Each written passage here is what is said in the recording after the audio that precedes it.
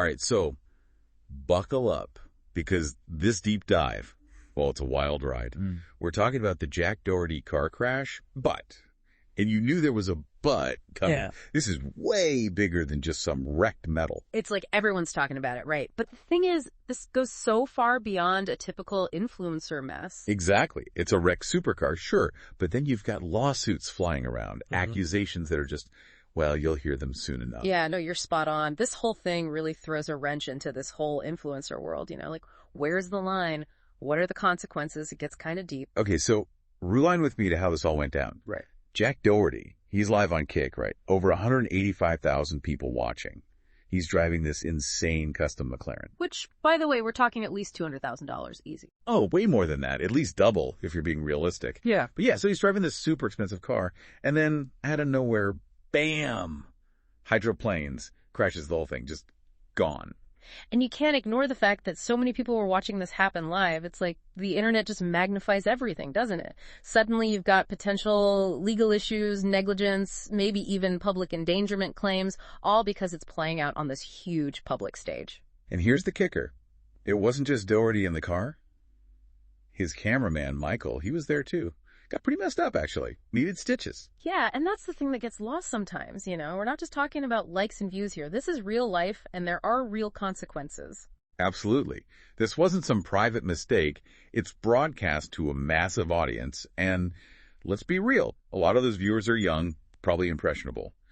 But it gets worse, because when you start looking at Doherty's past, this whole car crash starts to feel less like a one-time thing and more like a pattern. And that's what makes this whole thing so fascinating, right? Because how much did those past actions influence how we see this crash? Well, get this. Just a few months before this whole car wreck went down, Doherty gets hit with a lawsuit. And not just any lawsuit. We're talking $178 million. Yeah. No kidding. $178 million. Can you believe that? And it wasn't just some open and shut case either. This lawsuit came with some seriously heavy accusations. It's crazy, right? Like, suddenly this whole car crash thing isn't the only thing we need to think about. There's a whole other layer of legal drama going on. Totally. And the accusations in this lawsuit, they're intense. We're talking bullying. We're talking harassment. There are even people saying he used his own security team to intimidate people. And it gets even shadier, because then there's this whole other layer of accusations about potential exploitation of minors, which just adds a whole other layer of what the heck to the situation. Oh, absolutely. It's like we're digging deeper and deeper, and every time you think it can't get any wilder, bam, another layer. And, it's important to remember these are still accusations, right? Nothing's been proven in court. But you gotta admit, it definitely looks sus. It just feeds into this whole pattern of behavior that, whether we like it or not, it's going to affect how people see this crash. Totally. It's like you can't just erase someone's past actions.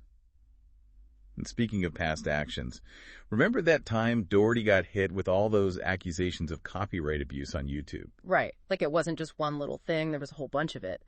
Makes you wonder if this disregard for the rules, if that just bleeds into every part of his life, And it really begs the question, at what point does pushing the boundaries turn into straight up illegal behavior? It's like everyone's trying to figure that out, right? It's like the $1 million question. And you know who else is trying to figure it out? Platforms like Kick, YouTube, Twitch, because after that crash went viral, Kick didn't even hesitate. Boom, banned. And that's the thing, the speed of it all. It was like hours later and Doherty was gone. It's like they were sending a message, Like, we don't mess around on this platform. We don't care how big you are. You mess up, there are consequences. And that whole thing about it costing $300,000 to get unbanned. Wild. Right. Like, that just shows you how seriously they're taking this. Yeah, talk about an expensive mistake. But here's the thing. There are some people out there, and some pretty big names in the streaming world too, who think that Kick's ban, it's not enough. They want him gone. Period. From YouTube, from Twitch, from everything. Right. Like, completely wiped off the internet. It's a whole other can of worms, isn't it?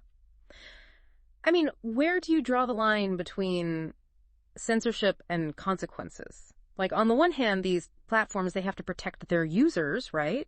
And set some kind of standard for what flies and what doesn't. But then on the other hand, do they really have the right to just completely silence someone, even if that someone has a history of bad behavior? It's a slippery slope for sure. And I mean, let's be real. Even if they did completely erase Doherty from the internet, would that actually solve anything? Or would it just push him and all his content even further underground where we can't see it. It's a whole thing. And it all goes back to this crazy new world we live in where online influence and real-life consequences are colliding in a big way. Exactly. And those real-life consequences, well, they go way beyond what people are saying online or whether you're banned from a platform.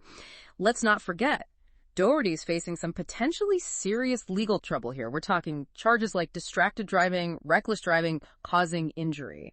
And those charges, they're no joke. Like, is jail time even a possibility here? It's definitely not out of the question. I mean, reckless driving causing injury, that's a big deal, especially with Michael, the cameraman, getting hurt. This could get really real for Doherty really fast. And, this whole thing, it really makes you think about influencers and the power they have. Like, when does entertaining people cross the line and become straight up dangerous? Right. It's a tough one, for sure. And it's even trickier when you consider how many young people are watching this stuff, taking it all in. It's like we're all just trying to figure out this whole digital world as we go and this situation. It's a harsh reminder that what you do online can have some serious offline consequences. Totally. And it's not just on the influencers either, right? The platforms, Kick, YouTube, Twitch, they've all got a part to play in this too. It's a tough spot for them, trying to find that balance between letting creativity run wild and, actually keeping their users safe from real-world harm. Oh, yeah, for sure. Can you imagine being the one who has to make those rules for millions of people? It's got to be a nightmare trying to figure out where censorship ends and consequences begin. It's a debate that's not going away anytime soon. Nope, not at all. And then throw live streaming into the mix, and it just adds a whole other level of crazy, doesn't it? It's raw, it's unpredictable. And as we've seen with Doherty, it can lead to some pretty serious outcomes. Totally. I mean, think about it. For years, traditional media, they had the luxury of time, They could edit, they could think about what they were putting out there. But with live streaming, it's all happening right now, in real time, for better or worse. And that means we're forced to confront these tough questions head on. So what's the answer? What do we do? Is it stricter rules for platforms, more accountability from influencers, or is it something else entirely? That's the million-dollar question, isn't it? This whole case has really shaken things up. It's like someone threw a grenade into the whole influencer landscape and the dust hasn't settled yet. But if there's one thing I hope people take away from all of this, it's to think critically. You can't just passively watch this stuff anymore. Ask questions, demand transparency, and make it clear that you're holding both the creators and the platforms accountable for what they put out there. Couldn't agree more. And hey, a little reminder from me, never be afraid to hit that unfollow button if someone's giving you bad vibes. Because just because something's legal doesn't always mean it's right. Be kind, be critical, and stay safe out there in the digital world. Until next time, keep diving deep.